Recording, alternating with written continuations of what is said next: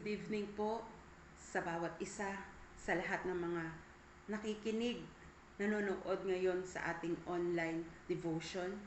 Ito po, welcome po kayo sa ating pong gawain ngayong gabi. Ito po ang TCFC Weekend Devotion in the Word and in Prayer. Para po sa ating devotion in prayer ay ating pong itataas sa ating pong Diyos ang ating mga kapatid na nagbigay ng kanilang pangalan para po sa kanilang request sa Panginoon. At bago po tayo dumako sa salita ng Diyos, tayo po muna ay manalangin. Let's bow our head.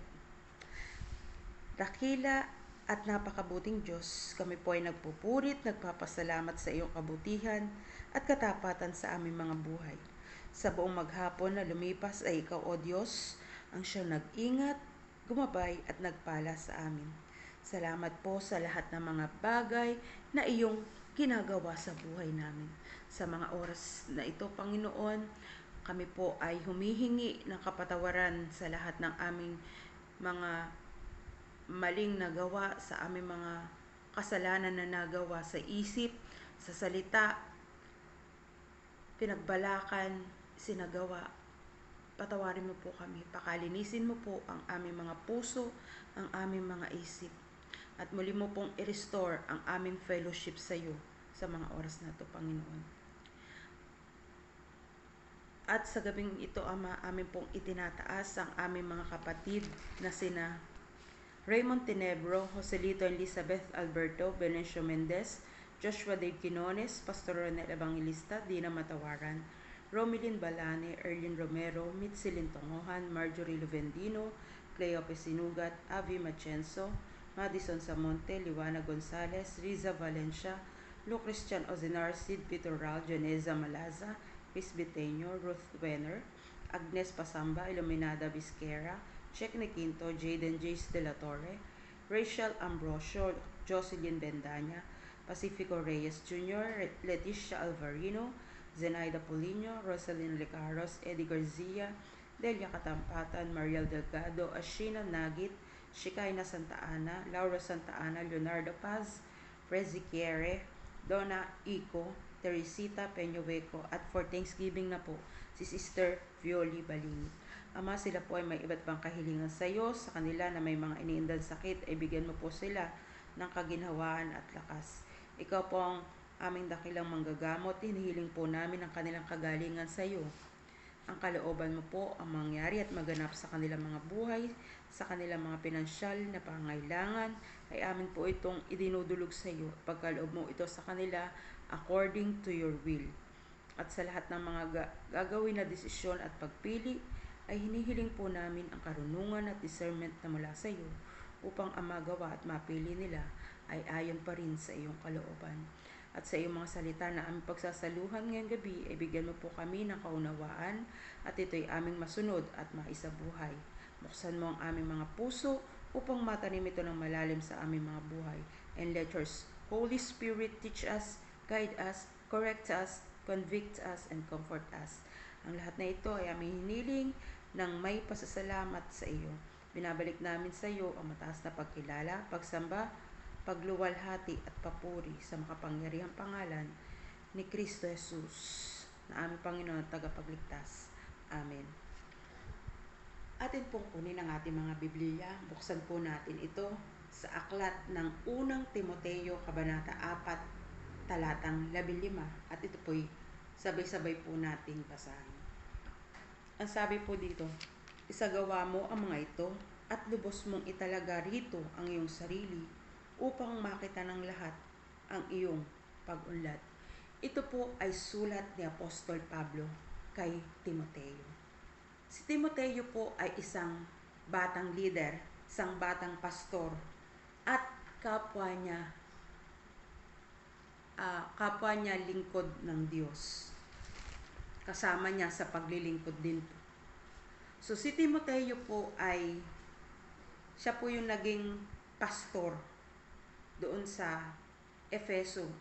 Iniwan po siya doon ni Pablo para po upang ituwid ang mga maling aral at patatagin ang mga mananampalataya sa Efeso. Dahil may mga nagtuturo po noon ng mga huwad na doktrina na lumalayo sa tunay na pananampalataya.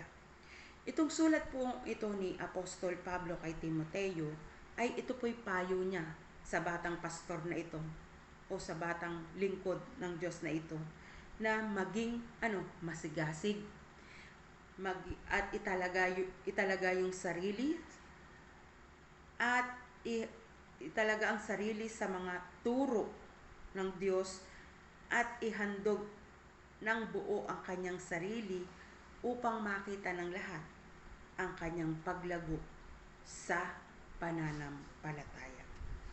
Atin pong isa-isahin itong talatang ito. Ang sabi po una, isagawa mo. Sabi po dito, isagawa mo ang mga ito. So ano pong ibig sabihin ni Apostol Pablo dito nang sabihin kay Timoteo sa sulat na isagawa mo ang mga ito? Tinignan ko po ito sa King James Version. Ang sabi po doon, meditate upon these things. Na sinasabi po dito, ito po'y itinuturo ni Pablo na dito na pagbulay-bulayan. Ang alin? Ang mga turo at mga salita ng Diyos na pag-ukulan ng panahon, ng oras na mabasa, mapag-aralan ang salita ng Diyos. So, ito po pagbubulay-bulay na to ay hindi lang po ito pag-iisip lamang. Ito po ay tulad ng isang baka na ngumunguya ng kanyang pagkain. Paulit-ulit niya po itong nginunguya hanggang sa ito po ay matunaw. Na ang ibig sabihin o nangangahulugan ito na dapat isipin at unawain ng malalim ni Timoteo ang alin po? Ang salita ng Diyos na pag-ukulan ng panahon at pag-aralang mabuti ang mga turo ng Diyos. So kinakailangan po dito na paulit-ulit na isipin at intindihin ang mga natutunan mula sa salita ng Diyos upang ito ay tumatak at matanim sa puso at isip ni Timoteo. So ano po ngayon sa atin ito? Tayo po bilang nakipag-isa kay Kristo, bilang nananampalataya sa ating pong Panginoong Yesus, bilang tayo po'y tagasunod ni Kristo. Ito rin po ay sinasabi sa atin, lalo tigit sa mga kabataan ngayon, na bilang tayo'y nananampalataya kay Kristo, ito po ang isa sa mga itinatagubili niya na pagbulay-bulayan natin ang salita ng Diyos araw-araw. Hindi lang po isang beses, kundi araw-araw po natin yan pagbubulay-bulayan, araw at gabi. Pagbubulay-bulayan natin ang salita ng Diyos. Kung paano po tayo kumakain sa buong maghapon, ilang beses, 5 beses pa nga po. Mas higit po dapat na pagbulay-bulayan natin ang salita ng Diyos. Na sa buong maghapon, ito yung maging laman ng ating mga isip at ng ating mga puso. So ano pa po sinasabi dito ni Apostol Pablo kay Timoteo? Na lubos mong italaga ang iyong sarili. Pagtatalaga.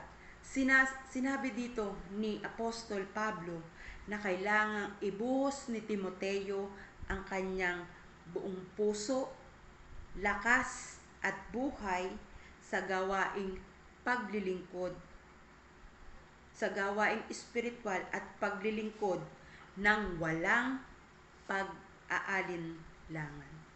So katulad po ito ng isang manlalaro na nag-e-ehersisyo araw-araw para manalo sa laro. Kailangan dito ay tuloy-tuloy at puspusang pagsisikap. So, yung pong pagtatalaga ay Ibig sabihin, yung sarili mo, talagang dito mo ibubuhos yung buong panahon mo, dito mo ibubuhos ang oras mo, dito mo ibubuhos yung buong lakas mo. So sa salita ng Diyos, ito po yung sinasabi dito ni Apostol Pablo, ibuhos ni Timoteo yung kanyang buong lakas, yung kanyang puso, at yung kanyang buhay para yung salita ng Diyos ay pagbulay-bulayan niya, upang yung salita ng Diyos ay maibahagi niya sa kanyang kapwa mananampalataya dun sa Efeso. Gayon din po sa ating mga Kristiyano o sa nananampalataya sa ating Panginoong Hesus, na italaga natin ang ating sarili. Na ibig sabihin yung buong lakas natin, buong buhay natin, nung lahat-lahat sa atin ay italaga natin upang mas lubusan pang makilala si Kristo sa pamamagitan ng kanyang mga salita. Hindi po natin makikilala ang Diyos kung hindi po natin pinagbubuhusan, pinaglalaanan ng oras ang kanyang mga salita. So kinakailangan may panahon po tayo. Ito po yung maging top priority natin. Na yung mga salita ng Diyos, dito natin itatalaga ang ating sarili. Hindi sa kung ano pa mang mga bagay na pwedeng tayo ay mawalay sa Panginoon. Kundi dapat italaga natin ang ating sarili doon sa mga bagay na mas lalo pa tayong mapapalapit sa Diyos, mas lalo pa nating makikilala ang Diyos sa ating mga buhay, which is yung mga salita niya ay ating pagbulay-bulayan araw at gabi. Ano pa po ang sinasabi dito? Upang makita ng lahat ang pag-unlad. So, dahil sa pagbubulay-bulay ng mga turo at salita ng Diyos at pagtatalaga ng sarili ni Timoteo, ay ang pagbabago sa kanyang buhay o sa buhay niya ay hayagang makikita ng lahat. Na ang ibig sabihin po nito ay makikita ng lahat ng tao ang pagbabago at paglago ni Timoteo sa pananampalataya. Sa isang taong nag-aaral po ng paggigitara, hindi lang po isang beses siyang humahawak ng gitara at tinitipa niya yun sa buong maghapon isang beses. Hindi po. Hanggat maaari, kung may oras siya o may panahon siya, talagang magpa-practice siya para siya po ay matuto sa paggigitara. So, araw-araw niyang ginagawa ang pag-iensayo o pagpa-practice, sapagkat sa pamamagitan nito, sa pamamagitan ng patuloy na pag-iensayo, tama po, pag-iensayo, ay makikita ng ibang tao ang pag-unlad ng kanyang talento. Gayon din naman po sa ating mga Kristiyano, sa ating mga nananampalataya kay Kristo. Tayo po na nakipag-isa kay Kristo, ang paglago po sa pananampalataya ay nangangailangan ng patuloy na pagbubulay-bulay, pag-aaral at pagsasabuhay ng mga turo ng ating pong Panginoong Hesus. Dahil sa pamamagitan ng pagbubulay-bulay at pagtatalaga sa pananampalataya, ang buhay natin ay magiging patunay ng ating paglago bilang mga Kristiyano o bilang mga taga-sunod ni Kristo. Kaya mga kapatid, ito po yung sinasabi sa atin ng salita ng Diyos ngayong gabi mula sa unang Timoteo, Kabanata 4, Talata 15, na pagbulay-bulayan natin ang salita ng Diyos at italaga natin ang ating sarili sa mga bagay na ito. Dahil kung gagawin po natin ito, makikita ng lahat ng tao yung pagbabago sa ating buhay. Pagbabago na araw-araw ay dapat makita sa ating mga ginagawa at maging sa ating mga pamumuhay. So, yan po yung sinasabi ng salita ng Diyos. Tayo po ay manalangin ngayong gabi. Ama, salamat po sa iyong mga salita na amin pong napakinggan, na amin pong napagsaluhan ngayong gabi. Tulungan mo kami na maging masipag at tapat sa pagsunod sa iyong mga utos at salita araw-araw. Binibigay namin sa iyo ang aming buong puso, isip, lakas at buhay upang ang aming mga buhay ay mapuspos at mapuno ng iyong mga salita. Makita nawa ng aming kapwa ang pagbabago at pag-unlad namin sa pagsunod sa iyo. At ikaw ang mapupurihan at madakila sa aming mga buhay. Ito po ang aming panalangin sa makapangyarihang pangalan ng aming Panginoong Jesucristo. Amen. Muli, magandang gabi po sa bawat isa. God bless you all. Good night po.